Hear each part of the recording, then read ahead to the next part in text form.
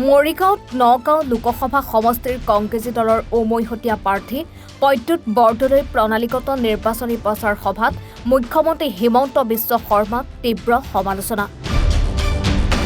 মৰিগাঁও মানিপুৰ উজাৰিত ভাগৱত পাঠত ভকত বৈষ্ণৱৰ মাজত উপস্থিত হৈ গুৰুত্বপূৰ্ণ মন্তব্য কৰি কয় যে মুখ্যমন্ত্ৰী ডক্টৰ হিমন্ত বিশ্ব শৰ্মাৰ প্ৰশ্নৰ উত্তৰ মোৰ পৰা কিয় বিচাৰে।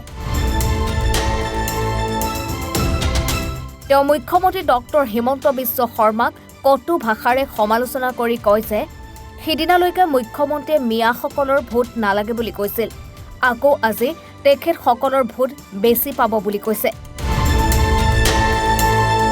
নিজৰ স্বাৰ্থৰ বাবে ইমান সোনকালে বৰণ সলাব পাৰে। 2016 চনৰ পৰা এইসকলক সদায় উপলুঙা বৈষম্য পোষণ নিষ্পেষণ কৰি এতিয়া বৰণ সলাই গদগদ হৈ পৰিছে। বৰণ সলোৱাত মুখ্যমন্ত্ৰী সিদ্ধহস্ত। পাহৰি যায় আমি সমাজ সকলো অবিচ্ছেদ্য অংগ বুলি কিয় পাহৰি যায়।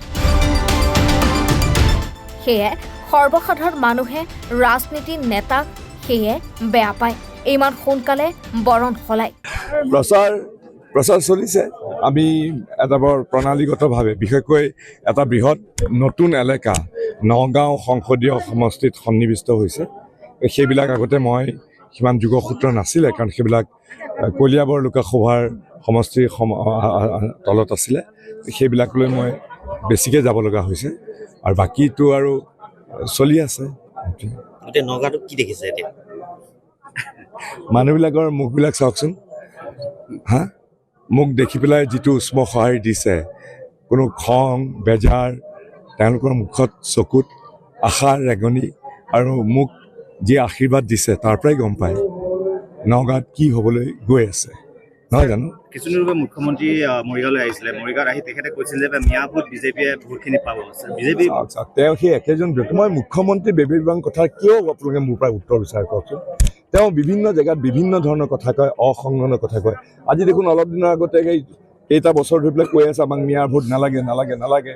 হঠাতে বৰণ সলাই, যেনেকৈ বৰণ সলোৱা তেওঁ সিদ্ধহস্ত আহি পেলাই মৰিগাঁৱত এইখিনি কথা কৈছে। এতিয়া ভক্তিত গদ কিন্তু এইটো পাহৰি যায় যে সকলো আমাৰ সমাজৰ অবিচ্ছেদ্য অংগ, সকলোকে বুকুত সুমুৱাই সকলোৰে প্ৰতি সমমৰ্যাদা সমশ্ৰদ্ধা সমবিকাশৰ সুবিধা দিয়াৰ মানসিকতাটো নাই। কেৱল ভোট পাবৰ কাৰণে দেহৰ বৰণ সলাইছে।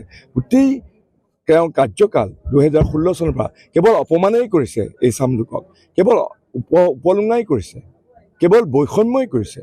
এতিয়া হঠাতে ভোট পাবৰ কাৰণে ৰাজনীতিবিদক সেইকাৰণে আচলতে সাধাৰণ মানুহে বেয়া পায়, ইমান সোনকালে দেহৰ বৰণ সলাই। সেইকাৰণে ৰাজনীতিবিদৰ ওপৰত যে সাধাৰণ মানুহৰ যে অলপ বিশ্বাস আৰু আস্থাৰ অভাৱ, এইটো এটা প্ৰধান কাৰণ। ধন্যবাদ। মৰিগাঁৱৰ পৰা পিংকু দাসৰ ৰিপৰ্ট, এনি ভাৰত 24।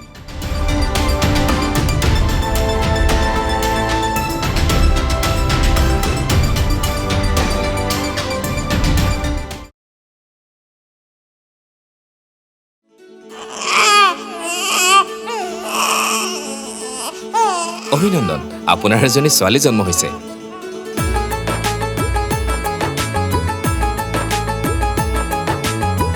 লাহি পাহি এজনী পৰি আহিলে ঘৰখন উজলি।